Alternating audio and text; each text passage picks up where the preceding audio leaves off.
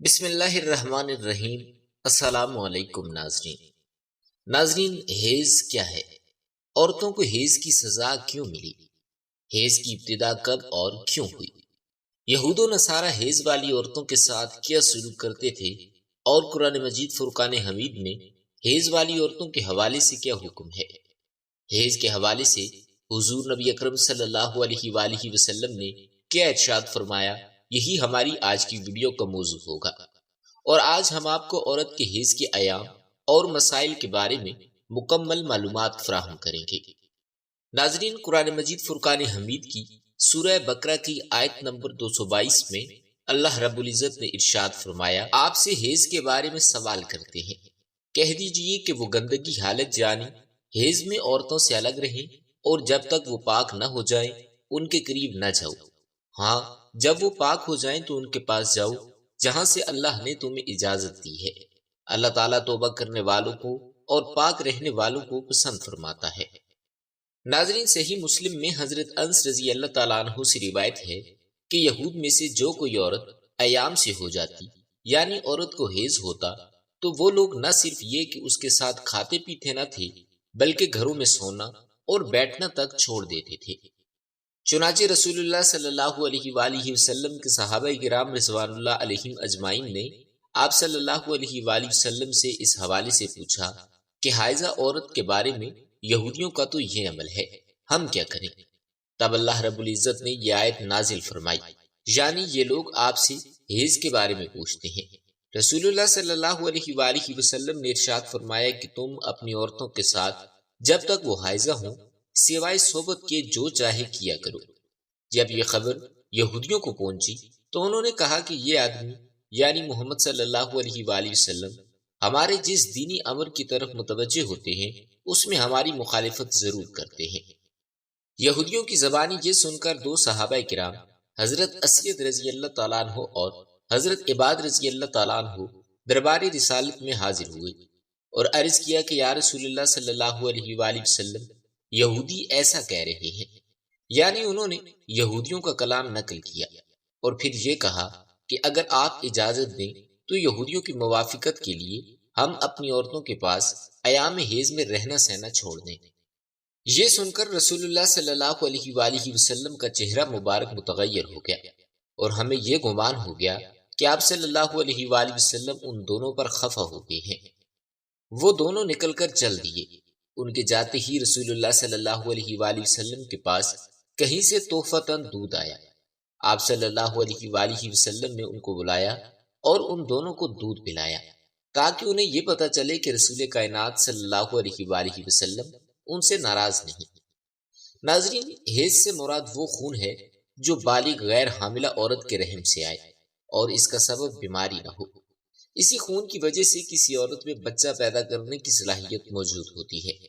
اگر کسی عورت کو حیض یعنی ماہواری نہ آتی ہو تو وہ بچہ پیدا کرنے کی صلاحیت سے محروم ہو جاتی ہے۔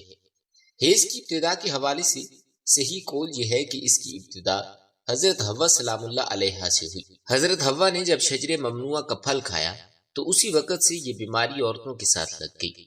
بعض اس کی ابتدا بنی اسرائیل سے اور بعض بنی اسرائیل کی عورتوں سے قرار دیتے ہیں، مگر اس قول کو امام بخاری نے رد کیا ہے۔ ناظرین، حیض کی کم از کم مدت 3 دن اور 3 راتیں جبکہ زیادہ سے زیادہ مدت 10 دن اور 10 راتیں ہیں۔ اگر کسی کو 3 دن اور 3 رات سے کم خون آیا تو وہ حیض نہیں بلکہ استحاضہ ہے۔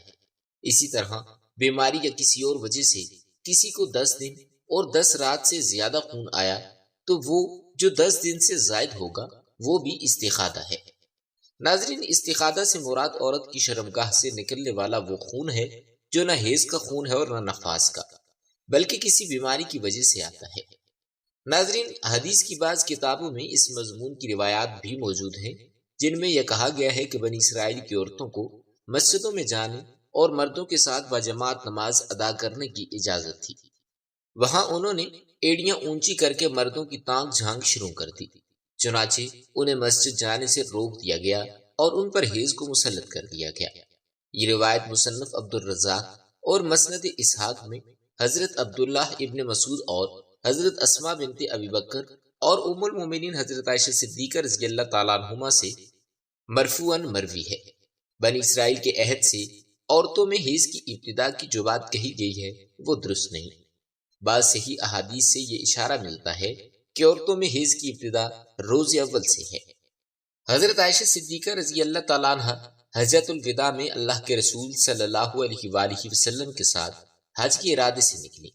راستے میں انہیں حیض آ گیا تو وہ اس اندیشے سے رونے لگی کہ اب وہ مناسک حج ادا کرنے سے محروم ہو جائیں گی۔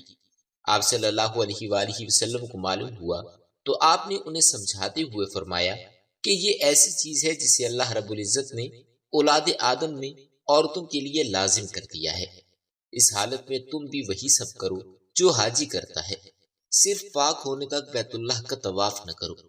اسی طرح ایک حدیث میں حضرت ام سلمہ رضی اللہ تعالیٰ عنہ سے بھی مروی ہے، وہ بیان کرتی ہیں کہ ایک موقع پر میں رسول اللہ صلی اللہ علیہ وآلہ وسلم کے پاس تھی کہ مجھے حیض آنے لگا، میں وہاں سے اٹھ گئی۔ آپ صلی اللہ علیہ وآلہ وسلم نے دریافت کیا تو میں نے بتایا کہ مجھے حیض آنے لگا ہے۔ آپ نے فرمایا یہ ایسی چیز ہے جسے اللہ تعالیٰ نے آدم کی بیٹیوں پر لازم کر دیا ہے۔ ناظرین، نبی کریم صلی اللہ علیہ وآلہ وسلم نے فرمایا کہ یہ وہ چیز ہے جسے اللہ تعالیٰ نے آدم کی بیٹیوں پر لازم کر دیا ہے۔ بعض لوگوں کا کہنا ہے کہ حیض کا آغاز بنی اسرائیل کی عورتوں سے ہوا۔ اس معاملے میں حضور صلی اللہ علیہ وآلہ وسلم کا ارشاد زیادہ معتبر ہے۔